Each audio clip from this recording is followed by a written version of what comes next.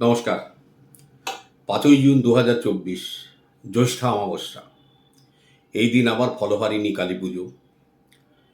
অমাবস্যা লাগছে ৫ই জুন সন্ধে ৭টা ১৫ মিনিটের পর থেকে। তারপরে অবশ্যই মায়ের পুজো দিতে পারেন। এই দিনে মা ভবতারিণী তার সমস্ত ভক্তের কর্মফল হরণ করেন এবং সেই কর্মফল হরণ করে শুভ ফল তাকে প্রদান করে থাকেন।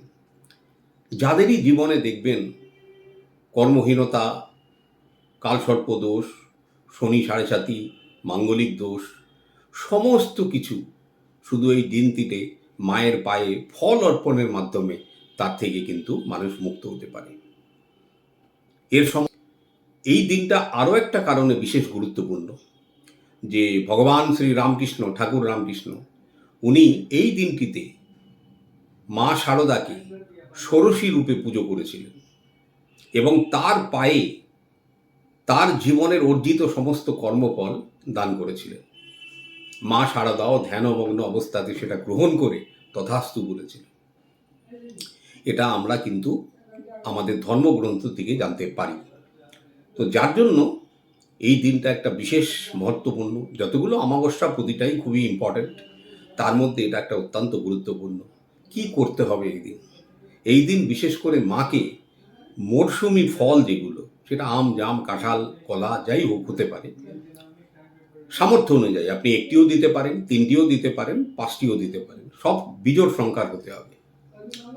আপনি চেষ্টা করবেন মানে 5 রকমের ফল বা 3 রকমের ফল এটাই দিতে। ফলের সংখ্যা একটা দুটো হতে পারে, একটাও হতে পারে, দুটো হতে পারে। একটি ঝুড়ি নেবেন, বেতের ঝুড়ি, প্লাস্টিকের না। অনেকে দেখেছি মন্দিরে কোনো কিছু দান করেন একটা প্লাস্টিকের প্যাকেটে করে সেটা ঠাকুরের স্থানে দিয়ে দেয়। এটা অত্যন্ত অশুভ, এটুকু জেনে রাখুন। একটা আপনি ঝুড়ি নেবেন, বেতের ঝুড়ি, তার মধ্যে এই ফলটা দান করবেন, মায়ের পায়ে অর্পণ করবেন।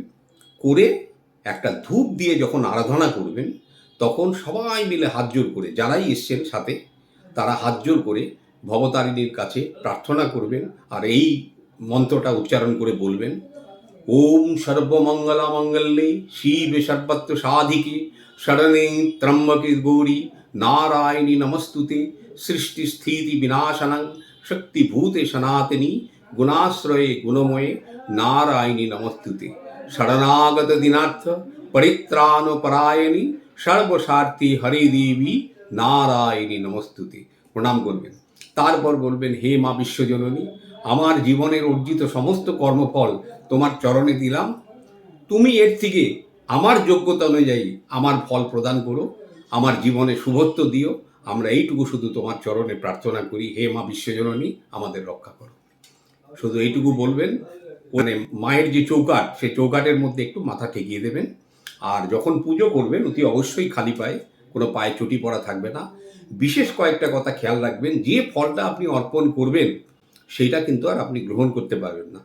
আর এই দিনটাতে, এই আপনার ফলহারিণী কালী পুজোর দিনটাতে চেষ্টা করুন আমিষ জাতীয় খাবারের থেকে বিরত থাকতে। কোনো ফল যতক্ষণ মাকে অর্পণ করা হচ্ছে গ্রহণ করবেন না।